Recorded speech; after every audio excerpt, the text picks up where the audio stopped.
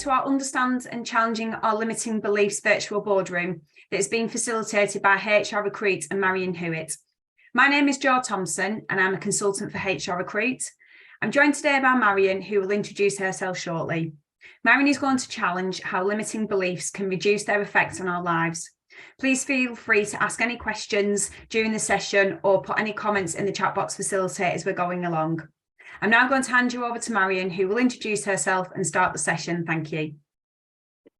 Hi, thank you. It's nice to see people here today, and I've run quite a lot of these sessions with Jo over the last quite a few years now, haven't I, over a number of topics. But my background is a lot of years in HR, in a range of roles and sectors, and then in more recent times I've moved more into the wellbeing, do mental health first aid, wellbeing training, and my signature program is Unleashing You, which is all based around positive psychology. And the area of limiting beliefs is something that comes up. So, oh, Jo, can you let me share? It's not let me screen share. It's a topic that comes up a lot, and most people have got, is it going now? There we go, thank you. Okay, so that's that. And we all have limiting beliefs, those deeply held beliefs that will restrict us in some way. And actually, if we were to examine them, we know they're not really true, but because they're held so deeply in our unconscious mind, they restrict what we do and how we feel about ourselves. And often we don't even realize that they are at the root cause of a lot of our behavior. So I wanted us to think a bit more about limiting beliefs, but actually to think about the wider impact and how they link in with various other constructs and things we talk about in relation to growth, performance and well-being. And then think a bit about how they came about, how they might be impacting, and then just think possibly of some strategies that might work in relation to overcoming them. So limiting beliefs don't just exist on their own as part of our world that hold us back, because they are interlinked with lots of other areas of our performance, our growth, and actually our well-being. And we need to if we put in going to the well-being place first, to have health, overall health, we need complete physical, mental, and social well-being. So this mental or psychological well-being is important. Now, limiting beliefs can impact quite a few of the factors that we know we need to have in place to have optimal psychological well-being. So this might sound a bit of a slightly off-track area of discussion when we're talking about limiting beliefs, but let's just think about how this would align with these elements of our well-being. So we need to have self-acceptance. If we have a limiting belief that's telling us something about ourselves, we may not be accepting ourselves. If we need to have positive relations in our world, every wellbeing model talks about the importance of authenticity, meaningful, enriched connections with people in our world. But if we have got beliefs that are holding us, perhaps we think we're not good enough or we don't fit in, then that's going to impact our ability to build those authentic, positive relations in our world. We think immediately of limiting beliefs around how we might be holding ourselves back. So that will obviously impact our ability to grow as a factor of our well-being as well. And likewise, it can impact our purpose. We might have a clear purpose in life, something that's important and meaningful that we want to work to. But if we are limiting ourselves through unhelpful thoughts, it might get in the way of us being able to progress towards it. And self-acceptance is one of those factors I just mentioned. So self-acceptance is easy when things are going well. Unconditional self-acceptance is a different thing. Unconditional self-acceptance is when we can look in the mirror and accept all elements of ourselves. But it's not from a place of criticism, it's acknowledging elements of ourselves that we can then take that acknowledgement and think about what we can do differently. It's not about looking in the mirror, noticing the things that we don't like and criticizing ourselves for it. So think about how limiting beliefs are impacting our levels of self-acceptance. And then we hear a lot about imposter syndrome, which is when people live with that fear of being found out. And part of the definition related to that is that persistent self-doubt, and limiting beliefs are often going to be feeding into that sense of self-doubt, that belief of not being good enough. And those of you that have had me talk on things before know I've got a particular interest in self-compassion and the power of self-kindness. And this is also really relevant to limiting beliefs, because the limiting beliefs, the language we are using in limiting beliefs, are more likely to be on the right-hand side, those coldness behaviors, the self-judgment, the self-criticism, rather than those linked to self-kindness. Whereas we know if we are developing those skills of self-kindness and self-compassion, rather than being limited by those thoughts and beliefs of self-criticism, we are going to, it's a stronger predictor of cognitive and psychological well-being, and linked to lots of other positive traits that we want to try and develop, as well as a protection against some of the more common mental illnesses, particularly depression, anxiety, and stress. That's not an actual illness as such.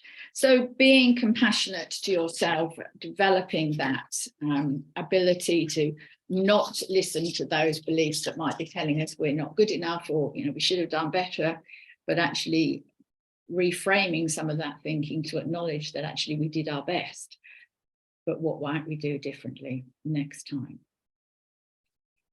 So hopefully that sort of thing, I was just thinking about, limiting beliefs in that wider context. It's not just about that inner narrative. Actually, it's how they're impacting lots of areas of our overall health, well-being and performance. And let's think about this as positioning it, beliefs are not facts, but our beliefs can unknowingly restrain us from reaching our potential, or have us have feelings that leave us feeling inadequate or powerless. And they can create a lack of action. That limiting belief can hold us back. And then because we hold ourselves back, that lack of action, and it serves to reinforce that belief we have in the first place. We apply for a job in a half-hearted way because we don't think we're good enough for it, so we don't get it, and then we've got the evidence that reinforces that belief. And limiting beliefs are often linked to fear. If I don't believe I'm not good enough, I'm going to be for something, I'll be frightened to try, and we get stuck into that negative self-talk, and then it can be harder to overcome when we can get caught up in that. And we should recognize the impact that has on us. And you may well have come across this quote from Henry Ford: whether you think you can or whether you think you can't, you're right. And that's where the limiting beliefs are holding us back, because it means that we tend to believe that we can't, for some reason that actually is a belief, it's not a fact. But if we could work to really change those beliefs, what difference would it make to our world? Consider what would be different if you woke up tomorrow morning and all those limiting beliefs had disappeared. What would be happening? What would you be doing differently if you weren't inadvertently holding yourself back? And part of the challenge is we often don't even recognize that those thoughts and behaviors are happening. We've just kind of got so used to them. That's how we've become programmed, that we've just are operating that way. But if they weren't there, if our mind and beliefs were liberated, what might we be able to do differently?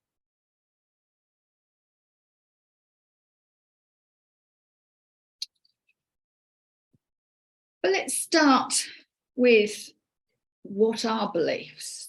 So they're not facts, they're views, opinions, interpretations. And the fear linked to those beliefs is a response to a reality. It's an emotion.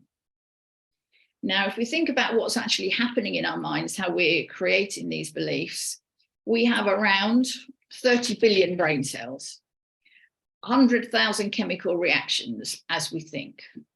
So the potential number of thought patterns is greater than the number of atoms in the universe. And whilst the brain can process around, the figure keeps changing and increasing, I think 11 million bits of information per second in the unconscious mind. For example, think about raising your arm. You're not actually thinking and programming every muscle and every sequence to be able to do that. Most of that is all happening unconsciously. And the conscious mind can only process 7 plus or minus 2 bits of information per second. So our unconscious mind is far more powerful than our conscious mind. But if we want to bring about changes, what we have to do is to bring some of those thoughts out of the unconscious into our conscious mind so we can start to make changes. Otherwise, we follow our automatic response. I heard somebody a quote the other day that I really liked, and it was talking about the fact, it was saying, fired neurons become wired neurons. So that when we are thinking about things, we create those pathways in our brain because we have to have our brain working efficiently. So it will follow the easiest pathways through our brain. So it's the ones that we are using most often. But bear that in mind when we come later on to thinking about how we might change things. So where do we form our beliefs? Now we go through stages of development. From birth to 2, which basically learn through our senses, our feel and taste and touch, drawing on Piaget's theory of stages of cognitive development. And then between 2 and 7, we learn to make sense of the world. We start talking and we embed beliefs about ourselves, but we actually at that stage can't use logic to manipulate information. We take things as fact and we don't have the ability to challenge or question. So where this can create beliefs that are really long held is somebody might, at the age of 4, have said to somebody, oh, you're just stupid. And that's the information that somebody programs and files away as a fact because they're not able to challenge it. And then from 7 to 11 onwards, we start to develop more logical thinking. And from 12 upwards, we then have the ability to develop logical thinking, abstract ideas, challenge things. But what tends to happen is as we get those more sophisticated cognitive skills, we actually don't go back and challenge those beliefs that we embedded in those early stages of our learning when we just took things as fact. Those early beliefs become our framework for operating. And they can be influenced by many things, personal experiences, things related in the general world that we live in, fear or excuse, are we doing something as an excuse to stop doing something? The social circles we live in, that will influence how we think. The society we live in can impose standards around beliefs. But all of these things is recognized. This phrase comes from NLP, if any of you know anything from neuro-linguistic programming, if you've read around that at all. The idea of the map is not the territory. What we believe inside ourselves is not the event ourselves. We make an internal representation of it. And drawing still on NLP, because I think it's really powerful to recognize how our brain is doing some of these things. When we process information, what comes from outside and what we do with it, we interpret things through pictures, through sounds, through smell, through taste, through touch. And then as those sensory stimulations, those things come to us, our interpretation is going through filters, and we will distort, delete, and generalize that information. And that's when our limiting beliefs can become part of those filters. So if we distort something, we misrepresent reality by shifting what's happening. We distort it based on other information we're already holding. We'll delete it, some of it. We'll pay attention to elements that align with what we already think. We leave out other parts. We discount positive feedback because our limiting belief tells us actually we're not good enough. And then we might generalize. We draw conclusions based on a number of experiences, and we form an opinion based on a small amount of information we receive.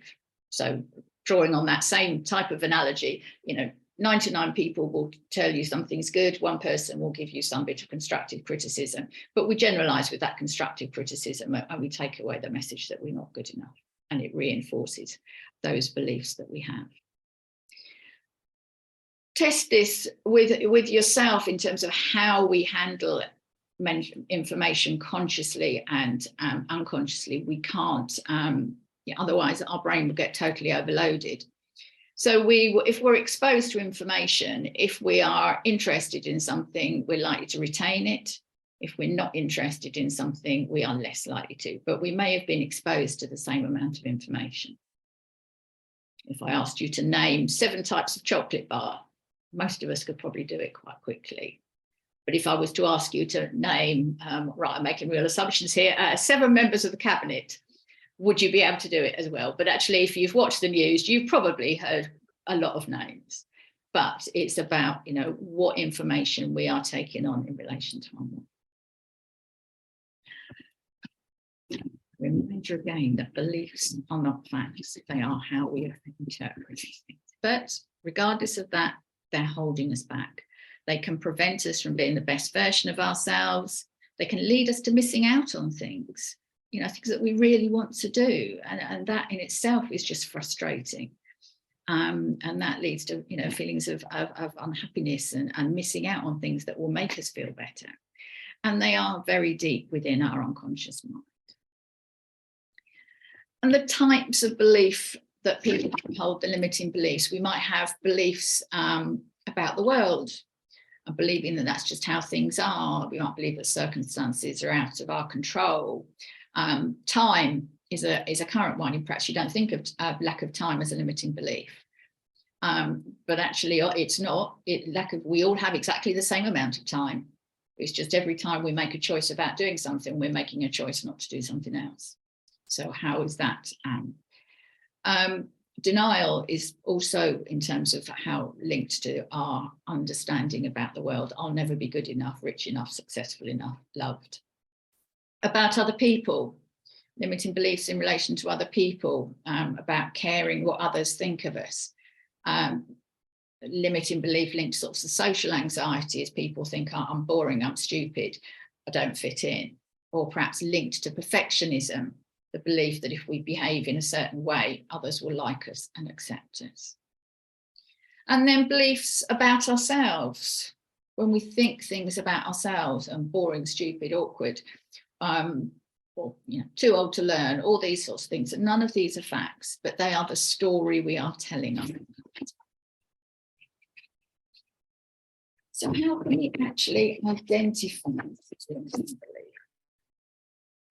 And as I've tried to explain, so much of this is really deeply buried in our unconscious mind. It might have been there since before the age of 7, and that's just our view of the world. That's how we haven't even recognized we're thinking.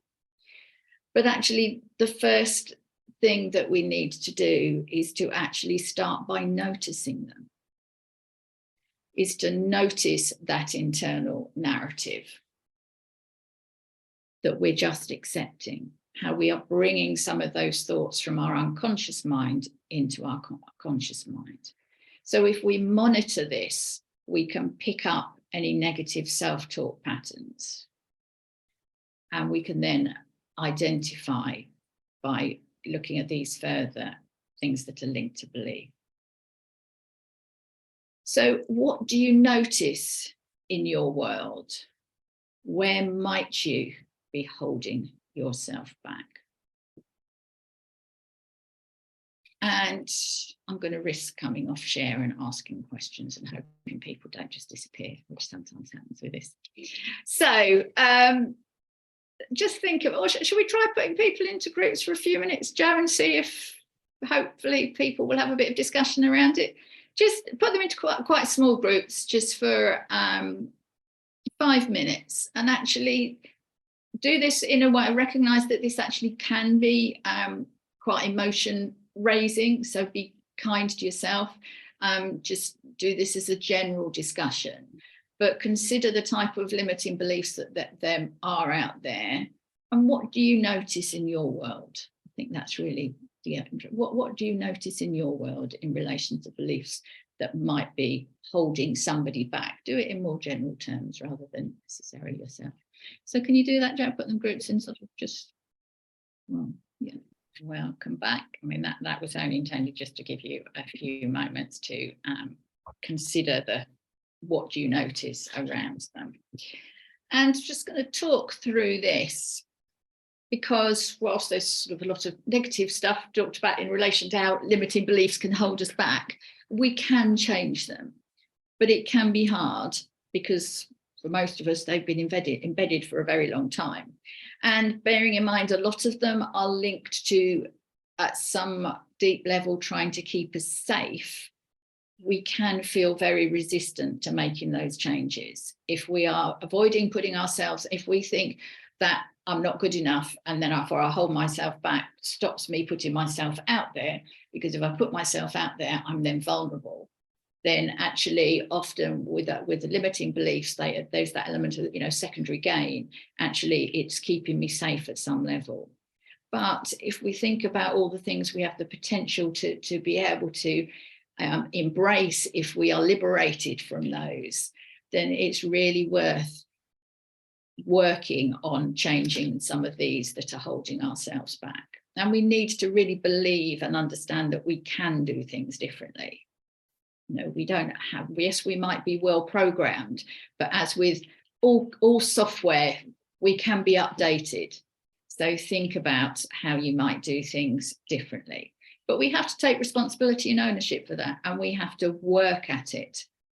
And with all changes and with all habits, and my view is that it doesn't take a certain number of days to change a habit. A habit has been changed when we are not consciously thinking about doing it differently. It has become embedded in who we are. So the starting point is identifying a limiting belief. And as I said, this is just about noticing it, naming it, putting a label on it, recognizing the thought that is coming into your mind. So just the conversation today, it will mean they'll start to float to the surface. You'll notice them a bit more. And then recognize that's all it is. It is a belief. The map is not the territory. That is not who you are. And it can be founded all those years ago on totally false information. You were not stupid. You might have got something wrong at that precise moment, but that doesn't define who you are. So how do we then challenge it? Recognize that it's a belief, not a fact. Question it. What are the supporting facts? Did I always think this way? If not, what's changed? Is there any evidence that will contradict that belief? So if I think I've not been good enough, I could find all this evidence of when I wasn't good enough. But actually, there's all this evidence that I am good enough. And actually, if you have a growth mindset, we can always grow further, but it doesn't mean to say there's not a deficit with where we are and who we are now. So what would it be like to think the opposite of my belief?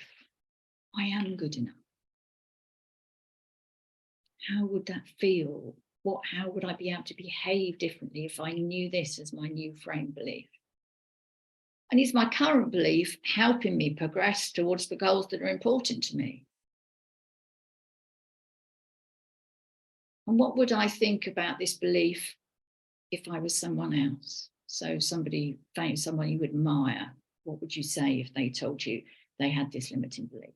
Because everybody, I'm going to generalize because I think everybody does have some element of limiting beliefs, and people mask them very well through behaviors. So, understand the consequences of that belief. What are you missing out on? If you were to wake up tomorrow morning and that limiting belief had gone, what would you be able to do differently? How different would life feel? And actually, it's that feel as much as the do. If you weren't constrained by that, if it wasn't impacting you, go back to that psychological well-being, all those elements of our psychological well-being, which effectively is another word for our mental health, how that would be impacted in a positive way. So then adopting a new belief. Now, this actually takes a bit of work to identify this, because we don't want it to be just the opposite to the negative, if that makes sense. So if your negative belief was I'm not good enough, then we don't make the new belief wouldn't be I am good enough, because it just confuses the brain thinking. So what would be the empowering statement that you want to reprogram your mind to understand and believe? Because we can reprogram it, it still isn't a fact, but if we're programmed that we're believing it, then that is how we will operate. So what would you like as your new belief? What would serve you better? What would help you improve your life? And take time to think about it. This isn't something that we'll just do in 2 minutes after this session. Use the language that resonates with you, that actually you're engaged with. And when you're adopting that, there's that idea of actually what I would call state management.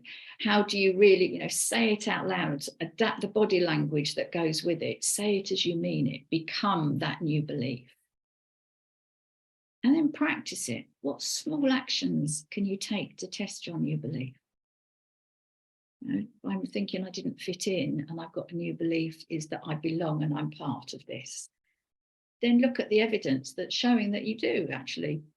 Somebody gave you a phone call or asked you to do something. Actually, they wouldn't do that if you didn't belong. So think about what's the evidence that you can use to test it. So create that new reality. And just keep practicing, keep reinforcing. If you notice those beliefs coming in again, challenge them. Look for the evidence that's saying that it's true, and then why it's not true. And there'll be lots of evidence of that. So understanding our beliefs is an essential step for growing and becoming that best version of ourselves.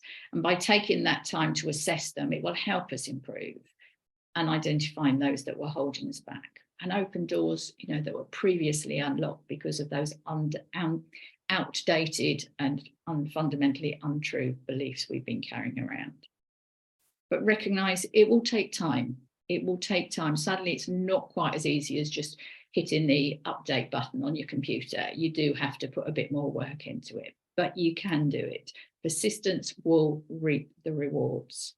So I would really encourage you to go with that. So sadly, I don't have a magic wand just to do it, but we can go through a process to be able to do that. So I really hope that's given you some food for thought. And the limiting beliefs are part of one of the elements of my Unleashing You program, which is one it's based on positive psychology, and it covers both well-being, growth and performance, and it's approved by the ILM because they recognise that the outcomes of the program were conducive to good leadership and management behaviours. And because I've been doing a lot of work with this community for a few years, there's an offer aligned with International HR Day on the 20th of May that you may be aware of. So there's an opportunity for a voucher for 50% off the programme for anybody that is interested. I'll put a link to gain that in the chat, and Joe will share it afterwards. But I really hope that's given you food for thought. But please practice, take note of what you're thinking, And hopefully you will notice and feel and embrace the changes it allows. Marion, there's been a couple of comments in the chat box that were quite interesting from Susie and Rosilla, and I just wondered if anybody wanted to share any of things that was discussed in your breakout groups, or anyone's got any comments that they want to put out there. Please feel free to sort of speak up. You take your mic off if that's what you want to do. If anyone's got any comments. Thanks, Jo. I would just add, because when I was doing my maths, going for my maths O level, the school and probably my parents decided I wasn't good enough to do it. And so it's not just us. There was something about I didn't get the right support at that time. So there's something about, at least, because I think I was too young to be able to say, hang on a second, what is it that you think is wrong, and how can you support me with extra lessons or something like that could help me? Because I think the comment I put in the chat, I'm just trying to remember what I said now, but you were saying something about, you might have got it wrong at the time, but actually you can overcome that. And I'm saying, well, I don't think I did get it wrong at the time. I don't think I was properly supported, in the education and with my parents, because I feel angry with my parents for not saying, no, give her extra support to enable her to get it. Because ever since I've felt that I'm useless at maths, and I'm not sure I am. I just wasn't taught very interestingly, But often we generalize, don't we? Somebody will, and I think that's particularly in relation to our development skills, because at that early age, when somebody sort of is constantly telling us we're not good at something, we will then internalize that, and that will become our programming. So I think, but I totally get what you're saying. There's always things in isolation. We can't look at things in isolation. Yes, somebody might have made a comment, but actually, if the situation had been very different and they had offered you the support and actually encouraged you, you wouldn't have come away with that belief that you actually were not good at maths. Well, and I've got a strong life script that says I'm just not good enough. And that has, even into, at my ripe old age, I still have that hanging around and think, for goodness sake, I have to kick it out.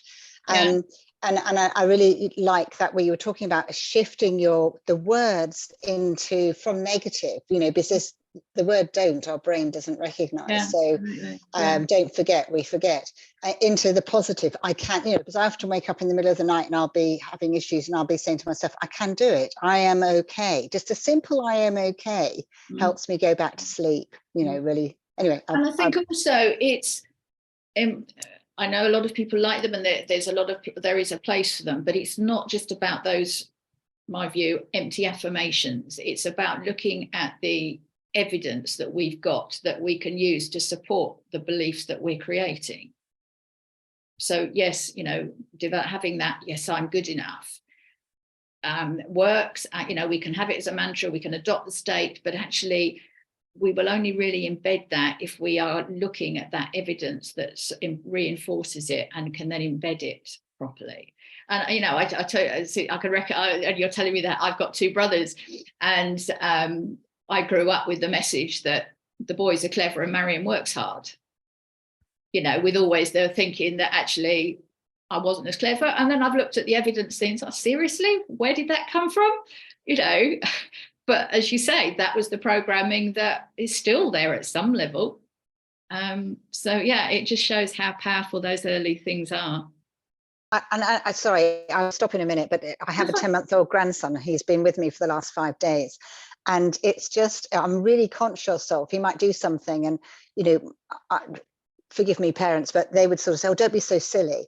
And I really try and avoid using those blaming words, which you might mean in fun, but they're picked up. And, particularly if you repetitively say them at such a young, they're soaked up. Anyway, I will stop. No, but I love having this discussion. So that's great. But what I think is encouraging is that the understanding of that has changed in terms of early years. One of my daughters works in early years, and they are not allowed to use language like that. You're naughty.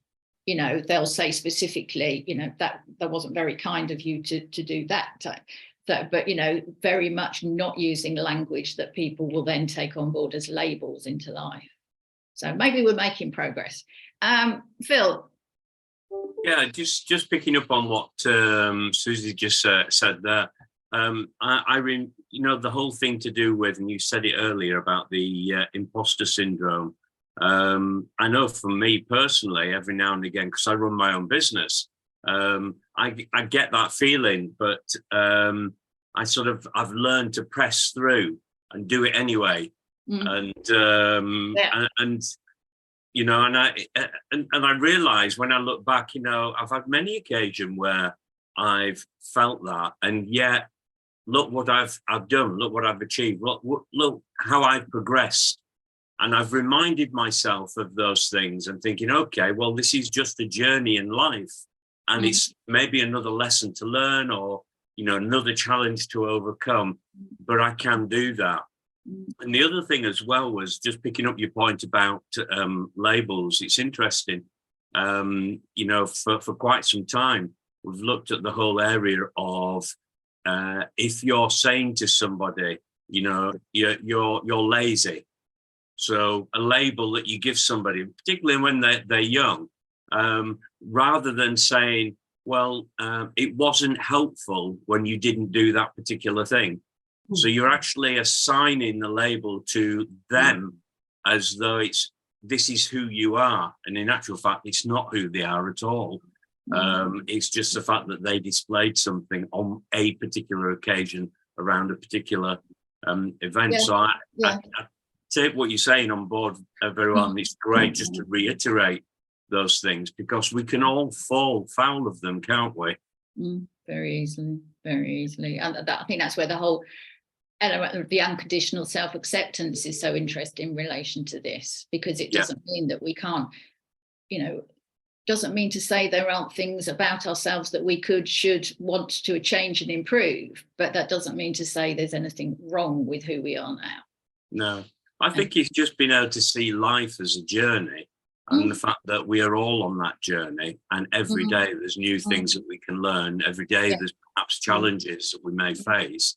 And there are often ways and means around these things, including asking for help, which is something that many of us perhaps find at times quite challenging to admit that I don't know that, or I can't do that, but somebody else can, and being able to say, can you help in this area? Absolutely. Yeah. I saw Anna's comment that went in into parenting style. There was an immediate reaction, and yes, absolutely. Certainly,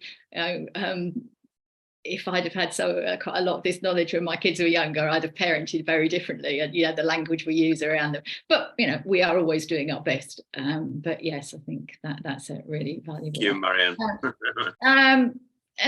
Susie's got a hand. Anybody else got anything they want to add? Does anyone go? Please. No, Susie? Sorry, a very quick one. That's fine. I had a client who kept referring to himself as lazy.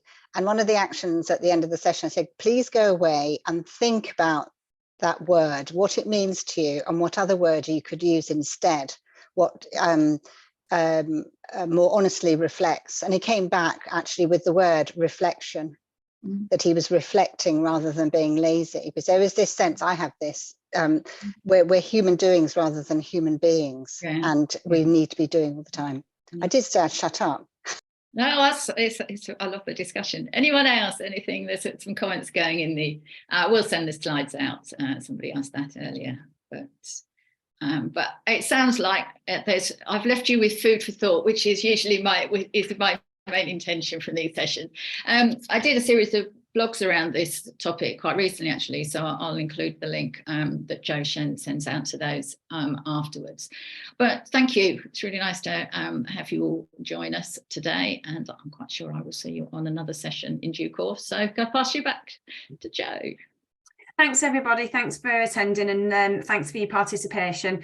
I will send out some correspondence this afternoon to everyone that signed up for the event, and I'll put a post on LinkedIn. So if you want a copy of the slides and or the recording, then please put a comment against the LinkedIn post. We'll also be sending out a short survey as well to everyone who signed up for the event, asking for your feedback on the event. So please complete this if you've got time. Our next event is a virtual boardroom on the 18th of May at 12:30. called Navigating the Cultural Challenges of Hybrid and Remote Teams, and a link to sign up on that will be included in the email. But finally, I'd just like to say thanks very much to everyone attending. Hope you've enjoyed the session, and a massive thanks to Marion for her time and effort in putting it together. Thanks very much.